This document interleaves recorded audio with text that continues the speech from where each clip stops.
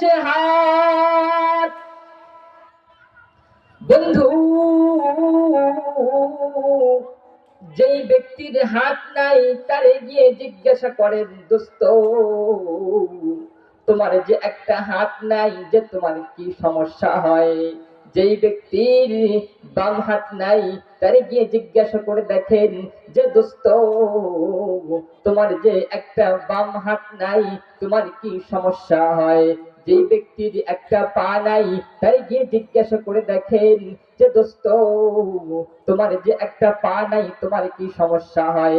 যেই ব্যক্তির আর একটা পা নাই তারে গিয়ে জিজ্ঞাসা করে দেখেন যে দোস্ত তোমার যে অন্য একটা পা নাই, তোমার কি সমস্যা হয়? রব্বে কারীম আমাদেরকে হাত দিয়েছে, রব্বে কারীম আমাদেরকে কথা বলার মতো সুযোগ দিয়েছে, রব্বে কারীম আমাদেরকে যেই নিয়ামত দিয়েছে, যেই নিয়ামত শুকরিয়া আদায় করতে করতে করতে করতে যদি সকাল থেকে সন্ধ্যা পর্যন্ত শুকরিয়া আদায় করি, এরপরেও শেষ হবে না। সন্ধ্যা থেকে সকাল পর্যন্ত যদি আবার শুকর আদায় করি, এরপরেও কিন্তু শেষ হবে না। যেই চোখ দিয়ে আমরা পৃথিবী দেখি, যেই চোখ দিয়ে আমরা এই দুনিয়া দেখি, যেই চোখ দিয়ে আমরা আসমান দেখি, যেই চোখ দিয়ে আমরা জমিন দেখি, এই চোখের মতো নিয়ামত যেই ব্যক্তির রব্বুল আলামিন দেয় নাই, তারে গিয়ে জিজ্ঞাসা করে কন যে দোস্ত তোমার যে একটা চোখ নাই, তোমার যে একটা চোখ নাই, অথবা তোমার যে দুইটা চোখ নাই, তোমার কি রকম সমস্যা হয়? রব্বুল আলামিন আমাদেরকে চোখ দিয়েছে, রব্বুল আলামিন আমাদেরকে হাত দিয়েছে, রব্বুল আলামিন আমাদেরকে নাক দিয়েছে।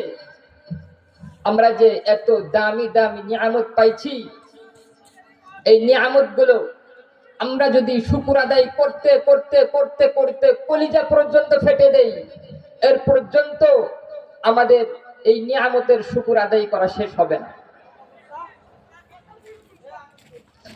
রব্বুল আলামিন সবচেয়ে যে নিয়ামতটা দিয়েছে, এই নিয়ামত হলো আমরা ঈমান পেয়েছি। ঈমান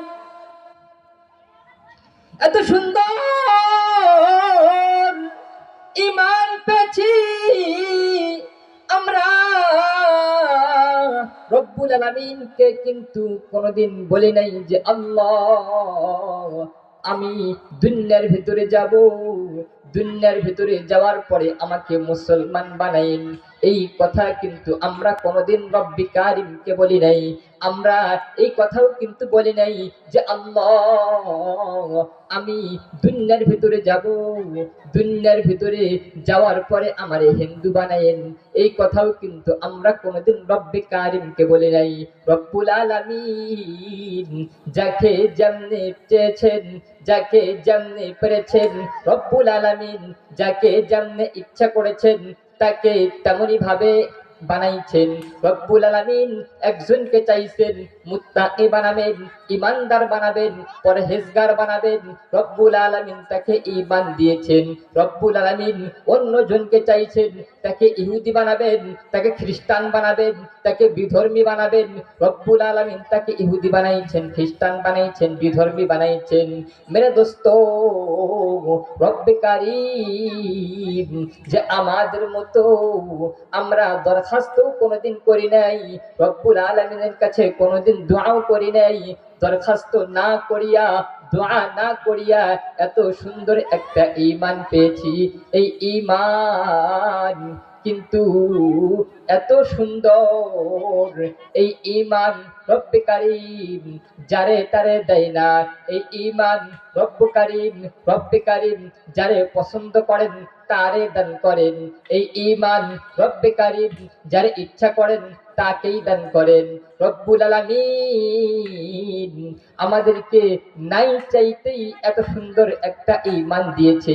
এই ঈমানের নিয়ামতের শুকর আদায় আমাদেরকে করতে হবে।